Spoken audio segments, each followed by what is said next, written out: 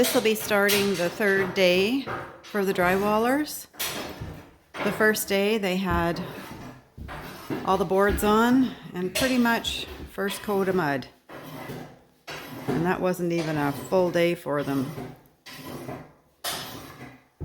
They just did tremendous. So today they're just doing some more mudding. This is the kitchen.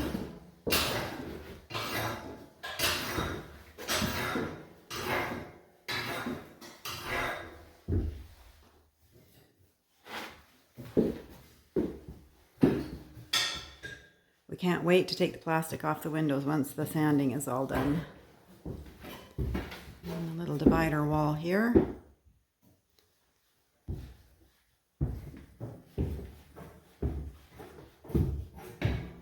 Each evening, we take the plastic off the stove and the bricks, get the fire going so it can really get hot in here so that the mud will dry. And then in the mornings, we make sure the stove is cooled off and we recover everything. So it takes about half an hour to prep for the drywallers to get here. But I think we both feel it's well worth our time. We have our little hallway established now. Our little bathroom.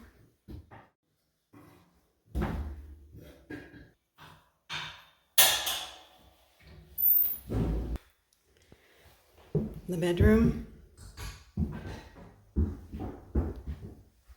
Linen closet. Our master closet. And laundry room and back door.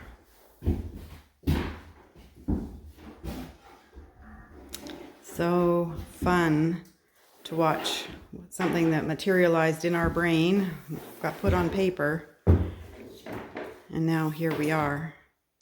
Getting close to the decorating part, which is my absolute favorite. The most important part. The most important part. She stays awake at night dreaming about the decorating. The drywallers just finished. Boy, did we get some really good drywallers. Really good guys. And anyway, they came in on Monday morning at about, I would say, 9 o'clock, somewhere there. The truck arrived with the drywall. They were here about 10-15 minutes ahead of it. And they took, and it had basically like 2 lifts of drywall on the truck. 2 big stacks, and then a pallet of mud and whatever, their supplies. And they took and the truck driver's unwrapping the truck. And these guys, there's 4 of them in the crew, and the truck driver got the straps off the truck. And in the time he got the straps off the truck, then he started to unload the hitchhiker forklift that's on the back of the truck.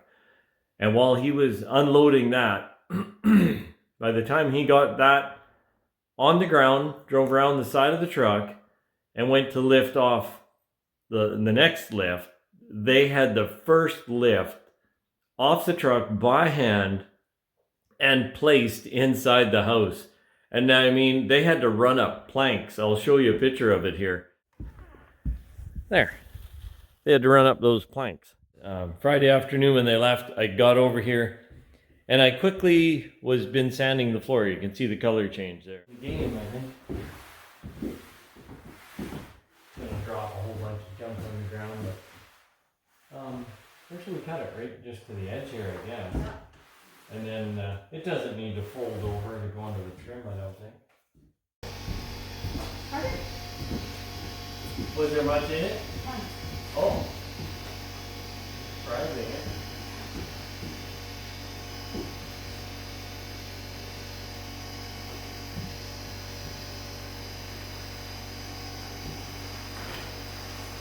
Any more light? Yes. Yeah, I'll vacuum load.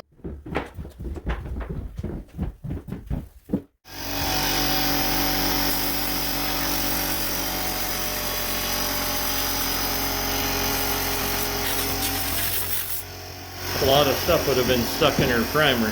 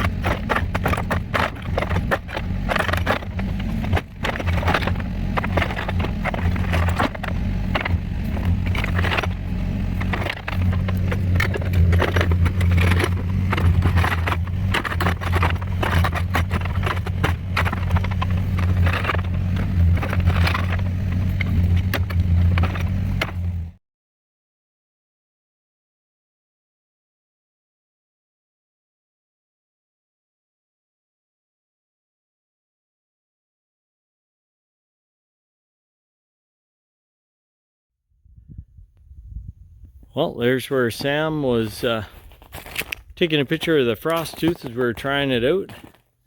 And it actually worked really well. These chunks were a lot bigger. They're 1 foot by 2 foot there.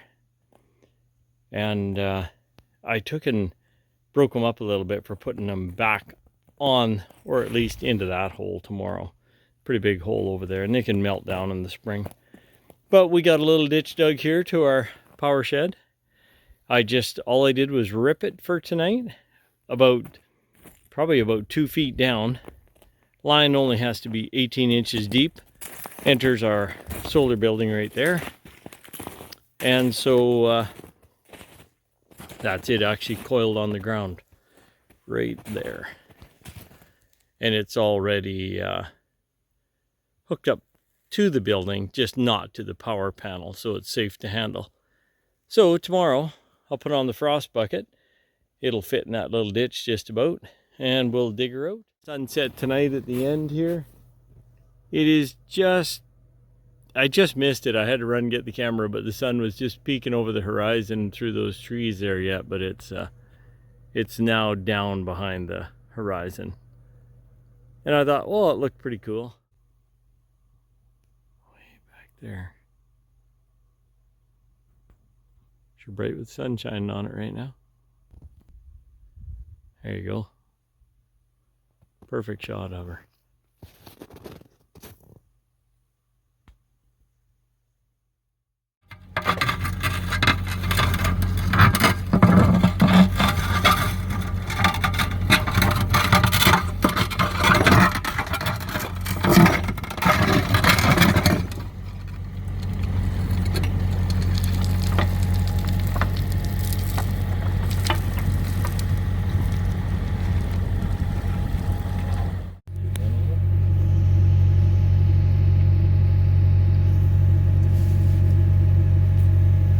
Now we're down a good 18 inches here, and at this end of the ditch we're down probably 2 feet.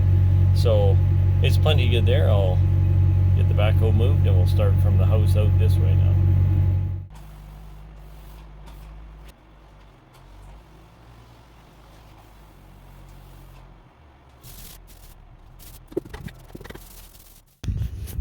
Hey everybody, I thought I'd just give you a quick sneak peek. I'm laying the cable in the ditch, and it starts out at 18 inches deep at the shed, and as it reaches the house it's 4 feet deep right now, and we're going to add some more material in here like topsoil and stuff to make a lawn, so it'll get a few more inches on it yet. One thing we like to do whenever we're burying our electrical cables or our plumbing, piping, sewer, water lines. So you have a rock like this. Well, that's a piece of clay. Here's a rock. Here's a rock. So how hard to ground is. They usually bust in half. We don't want to have our cable laying where it's got a nice sharp rock like that right under it. We always make sure we go in the ditch, put the cable or the pipe down flat, and then take nice fines, less the rock, and put the fines on the cable. Just nice fines. Now these ones are a little bit frozen, but they will break down obviously. As soon as springtime comes, they warm up. That'll just be nice fine material on there. And we put that on about 4 inches deep. Maybe 6, but 4 for certain, and bury it all the way by hand, each one, and you'll never have trouble with them then, you know, a rock sinking into them or something punching them out or whichever. But I've never had trouble with one yet. That's the way I was taught, and it works really well. So we're going to lay our 6 inches on top. We'll get the excess line fed into the cabin. And then we're going to fill our, once we have 6 inches on here, or 4 inches, we'll probably fill it up to, I don't know, 6 inches to a foot below the surface. And then that caution buried electrical cable, yellow ribbon goes right on the top of it. And we then bury that. So hopefully if anybody's digging here in the future, they will hit the ribbon first, and then they'll know that there's a buried cable down underneath.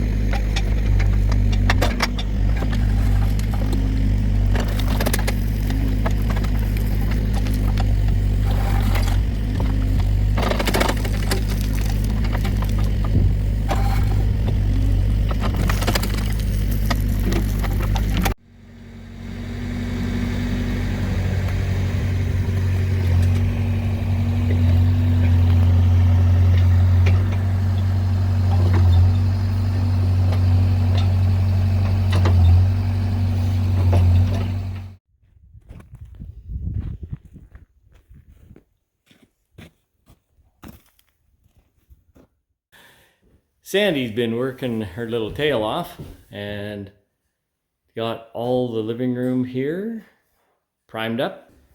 Front door, inside the closet's all primed. Kitchen. She's actually got the color in the kitchen. Here, I'll just turn the light on for you. Yeah, right there. White spackled ceiling.